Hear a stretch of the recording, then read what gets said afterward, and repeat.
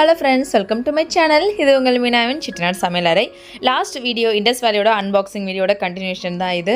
Already நான் அதில் last வீடியோலையுமே சொல்லியிருந்தேன். ஒரு தோசைக்கல், கேஸ்டைனில் தோசைக்கல், ஒரு கடாய், ஒரு ப்ரெஷர் குக்கர் 3 தான் ஆர்டர் பண்ணியிருந்தேன். ஸோ இந்த தோசைக்கல் வந்து பார்த்திங்கன்னா ஆல்ரெடி நான் தோசைக்கல் வந்து ரெண்டு டைப்பில் வந்து யூஸ் பண்ணிகிட்ருக்கேன். என்னோடய சிஸ்டர் வந்து பார்த்துட்டு அவங்க ரொம்ப பிடிச்சிருக்குன்னு சொல்லிட்டு கேட்டிருந்தனால அவங்களுக்காகவும் தான் இந்த டைம் வந்து ஆர்டர் பண்ணியிருந்தேன். இண்டஸ் வேலியில் ஃபர்ஸ்ட் எனக்கு பிடிச்சிருந்தது அப்படின்னு பார்த்தீங்கன்னா கேஸ்டைன் ப்ராடக்ட்ஸ் தான். அதில் தோசைக்கல், கடாய் இது ரெண்டும் எனக்கு ரொம்ப பிடிக்கும். என்னோடய ஃபேவரட் அப்படின்னு கூட சொல்லலாம்.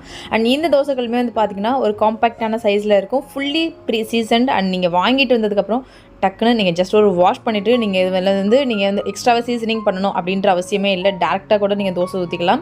இதில் வந்து நான் இன்றைக்கி உங்களுக்கு ஒரு சாம்பிளுக்காக நான் வந்து ஜஸ்ட் வந்து லைட்டாக வந்து அந்த சீசன் பண்ணியிருக்கேன். ஆனியன் எல்லாமே போட்டு ஒரு சூப்பரான ஒரு ரெசிபி தான் பார்க்க போகிறோம். அவல் பச்சை பயிர் வச்சு தோசை தான் வந்து ரெடி பண்ண போகிறோம். ரொம்ப டேஸ்டியாக இருக்கும். கண்டிப்பாக ட்ரை பண்ணி பாருங்கள். இந்த மாதிரி பயிர் வகைகள்லாம் பசங்க சாப்பிட மாட்டாங்க அப்படின்னா கண்டிப்பாக இந்த மெத்தடில் இங்கே ட்ரை பண்ணி கொடுக்கலாம். ரொம்பவே டேஸ்ட்டாக இருக்கும். இதுக்கு நான் வந்து 1 கப் அளவுக்கு அவல் எடுத்து நல்லா வாஷ் பண்ணிவிட்டு அதை வந்து ஊற வச்சுருக்கேன். நல்லா ட்ரையாகவே இருக்கணும், தண்ணி இல்லாமல் நல்லா ட்ரையாக இருக்க அவல் வந்து நம்ம மிக்சியில் சேர்த்துக்கலாம். இது வந்து கொஞ்சமாக நம்ம தண்ணி சேர்த்துட்டு ஒரு மாவு பதத்துக்கு வந்து நம்ம அரைச்சி எடுத்துக்கலாம். ஒரு பேஸ்ட் மாதிரி இருக்கணும். அதுக்கப்புறமா வந்து நம்ம பச்சை பயிர் அரைக்கும் போது அதில் வந்து நம்ம தேவையான அளவு தண்ணி சேர்த்து அதுக்கப்புறமா வந்து மிக்ஸ் பண்ணிக்கலாம். சட்டுன்னு ஒரு 10 மினிட்ஸ்க்குள்ளே இந்த ரெசிபி வந்து ரெடி பண்ணிடலாம். இதுக்கு ஒரு நல்ல ஒரு கார சட்னி வச்சு சாப்பிட்டிங்கன்னா செம்ம டேஸ்ட்டாக இருக்கும். இப்போ அவல் வந்து நான் நல்லா பேஸ்ட் மாதிரி அரைச்சி எடுத்துட்டேன். கொஞ்சம் கூட அந்த திப்பியாக இல்லாமல் ஃபைன் பேஸ்ட்டாக இருக்க மாதிரி அரைச்சி எடுத்துக்கோங்க. அதுக்கப்புறமா நம்ம ஆல்ரெடி ஊற வச்சுருந்த அந்த பச்சை பயிர் இருக்குல்ல, அதையும் வந்து மிக்சியில் சேர்த்துக்கலாம். இது முதல் நாள் நைட்டு ஊற வச்சிட்டோன்னா நமக்கு இனிமேல் நல்லா சாஃப்ட்டாக இருக்கும். இது கூடவே வந்து ஒரே ஒரு பச்சை மிளகாய், நான் வந்து பெரிய சைஸ் பச்சை மிளகாயை எடுத்திருக்கேன். அதனால் ஒன்று சேர்த்துருக்கேன். வேணும்னா நீங்கள் 2 கூட சேர்த்துக்கலாம். ஒரு துண்டு இஞ்சி, ஒரு 1/4 டீஸ்பூன் அளவுக்கு மிளகு, ஒரு 1/2 டீஸ்பூன் அளவுக்கு வந்து ஜீரகம் வந்து சேர்த்துருக்கேன். இது கூட கொஞ்சமாக தண்ணி சேர்த்து நம்ம வந்து ஒரு பேஸ்ட் கன்சிஸ்டன்சிக்கு நம்ம அரைச்சி எடுத்துக்கலாம்.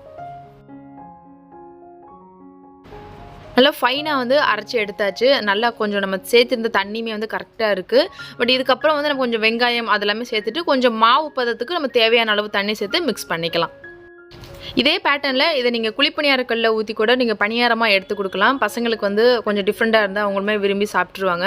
இதில் வந்து நான் வந்து ஒரு பெரிய வெங்காயம் அதை வந்து ஃபைனாக சாப் பண்ணி சேர்த்துருக்கேன். ஒரு கேரட் அதையுமே நல்லா வந்து கிரேட் பண்ணியிருக்கேன். இது கூடவே ஒரு தக்காளி, அந்த சீட்ஸ்லாம் இல்லாமல் அந்த தக்காளி அந்த சதை மட்டும் இருக்க மாதிரி அதை வந்து எடுத்திருக்கேன். தேவையான அளவு உப்பு சேர்த்து நல்லா மாவு, அதாவது தோசை மாவு கன்சிஸ்டன்சிக்கு நம்ம வந்து நல்லா மிக்ஸ் பண்ணிக்கலாம்.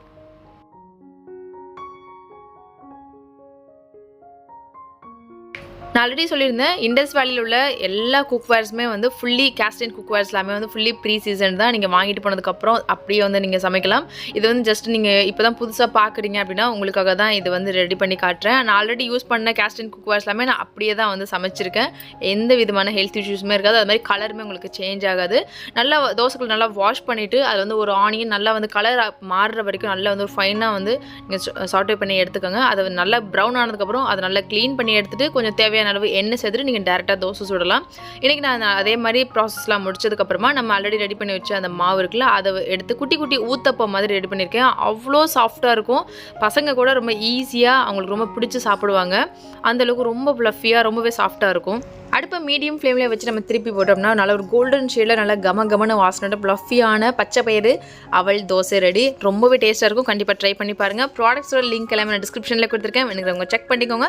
நீங்கள் இண்டஸ் வேலியில் பர்ச்சேஸ் பண்ணும்போது ஸ்க்ரீனில் இருக்க அந்த கூப்பன் கோட் யூஸ் பண்ணிங்கன்னா உங்களுக்கு MRP எக்ஸ்ட்ரா 12% வரைக்கும் டிஸ்கவுண்ட் கிடைக்கும். மிஸ் பண்ணாமல் யூஸ் பண்ணிக்கோங்க.